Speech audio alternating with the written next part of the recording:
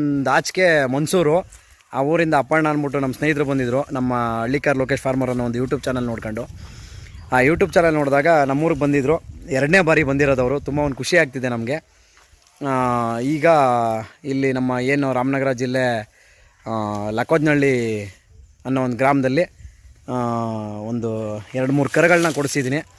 ಅವರು ಒಂದು ಖುಷಿಯಾಗಿದೆ. ಅಣ್ಣ ಎಷ್ಟಕ್ಕಾಯ್ತು? 21,000 ಕಾಸು ಕೊಟ್ರಾ?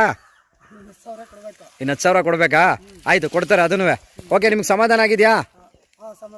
ದನ ಕೊಡ್ಬೋದು ಅವ್ರಿಗೆ ನಾವು? ಅಪ್ಪಣ್ಣ ನಿನಗೂ ಸಮಾಧಾನ ಏನಪ್ಪ? ಹಾಂ ಆಯಿತು, ಓಕೆ ಕಣಪ್ಪ, ಸಮಾಧಾನ. Okay, thank you. ಸ್ನೇಹಿತರೆ, ಅಣ್ಣ ಇದು ಯಾರ್ದು ಕರ? ನಿಮ್ದಾ ಅಥವಾ ಯಾರು?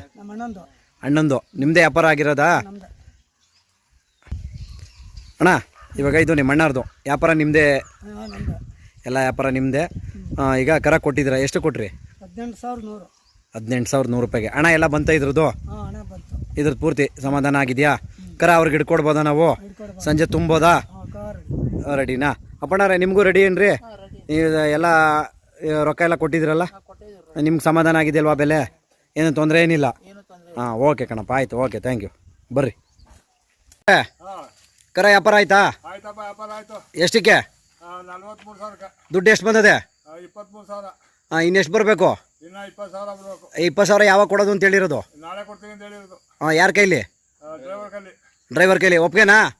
ಸಮಾಧಾನನಾ? ಕರ ಹಿಡ್ಕೊಡ್ಬೋದಾ? ಯಾವುದೇ ತೊಂದರೆ ಇಲ್ಲ. ಇವೆರಡೂ ಹಿಂದಗಡೆ ಇರೋದೊಂದು, ಇದೊಂದು, ಸರಿನಾ? ಹಾಂ, ಈ ಮಕ್ಕ ಕೆಟ್ಟಾಗಿರೋದು ಇದು, ಎರಡೂ ಸಮಾಧಾನ. ಅಪ್ಪಣ್ಣಾರ ಸಮಾಧಾನ ಏನಪ್ಪ ನಿಮಗೂ? ಹಾಂ, ಸಮಾಧಾನ ಐತೆ. ಹಾಂ ಸರಿ ಕಣಪ್ಪ, ಆಯಿತು. ಸಂತೋಷ ತಾನೇ? ಹಾಂ, ಹಿಡ್ಕೊಡ್ರಿ. ಆಯ್ತು, ಆಮೇಲೆ